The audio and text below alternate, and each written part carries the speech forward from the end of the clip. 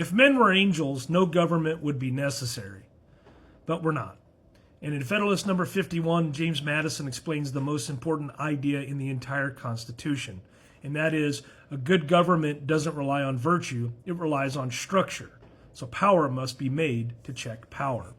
I'm Matt Hasquin. I'm a high school history and civics teacher, and we've been making this journey through all 85 of the Federalist Papers in order.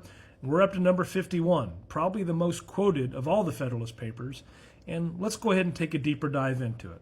So let's go ahead and set the stage here. This particular essay answers one question, and that question is, how do we keep any part of government or any group of people from dominating the rest? Madison's answer is, well, revolutionary. Don't try to make politicians virtuous. Don't try to make them wise. Just make them unable to control everything. And the Constitution does this through design, not hope. So Madison writes as his core argument, you must first enable the government to control the governed, and in the next place, oblige it to control itself. And that's the balance. Government must be strong enough to govern, but restrained enough to prevent tyranny. And since we can't trust angels to run it, we must assume human nature, ambition, pride, conflict, and we have to build around those things. So, Madison's most enduring insight in this particular essay is ambition must be made to counteract ambition. Instead of pretending politics will ever be pure, the Constitution pits power against itself. Each branch, legislative, executive, and judicial, has both the motive and the means to resist the others. This is not a flaw. It's how the system is working as intended. So, in earlier essays, we see the explanation of the separation of powers. Now, Madison's explaining that mechanism that keeps that alive. Each branch is given constitutional powers, institutional pride, and political interests. And all of these become guardrails. And a branch that defends itself protects the people. Madison knows the legislative branch is the most dangerous. It's the most powerful. So it must be split in two. So we have the House and we have the Senate. He says the legislative authority necessarily predominates. So the Constitution divides the legislature internally, ensuring that even the branch closest to the people must argue with itself before it argues with others. Madison then goes on to introduce a second layer of protection. He writes, in the compound Republic of America, the power surrendered by the people is first divided between two distinct governments. Now, this means power is divided vertically, federal versus state, and horizontally, legislative, executive, and judicial. Two dimensions, multiple safeguards, no single point of failure. It's kind of like a form of political engineering. So, Madison will then go on to discuss the protection of minority rights. We're talking about the minority of opinion here. Madison addresses a brutal truth. Majorities can be unjust. So, how do you protect the minority? Well, you do so by multiplying interests.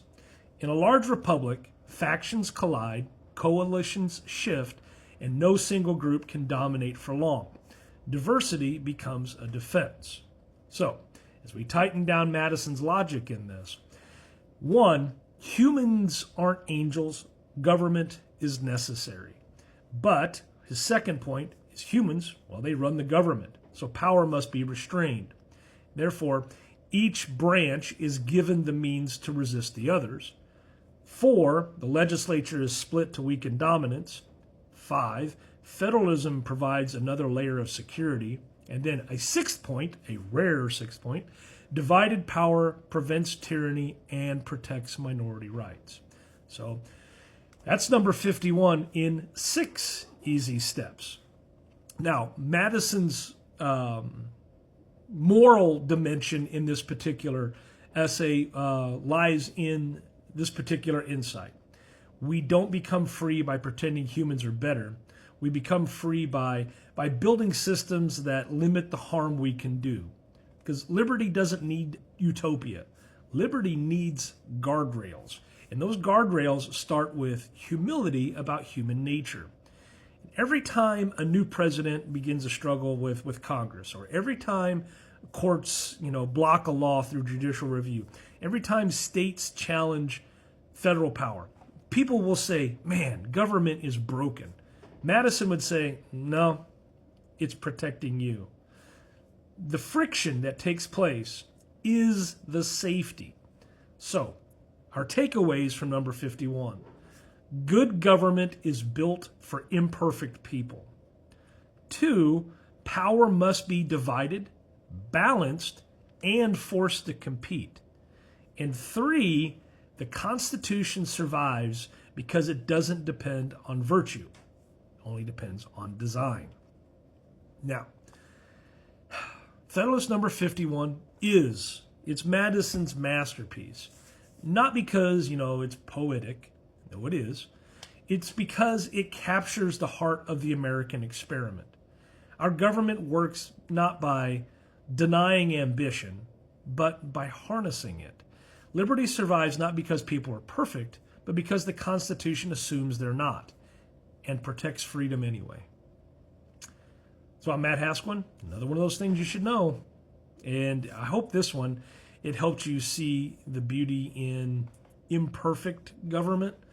If you wouldn't mind, sharing it, following me, but most importantly, hanging around for number 52. In number 52, our buddy James Madison is back once again, and this time he's going to, look at the foundation of the House of Representatives, why the House of Representatives is so important. Thanks for taking the time, and I hope you enjoyed this one.